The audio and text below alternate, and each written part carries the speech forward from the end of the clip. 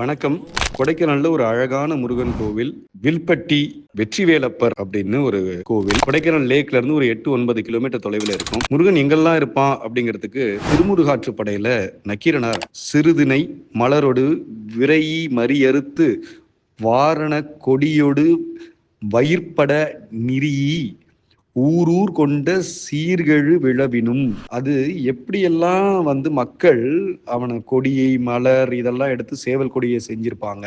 அந்த மலைகள்ல இருக்கிற மக்கள் அந்த இடத்துல குமரன் வீற்றிருப்பான், உள்ளிருக்கும் இடமெல்லாம் குமரன் இருப்பான் அப்படிங்கிறதுக்கு அழகா எழுதியிருப்பாரு.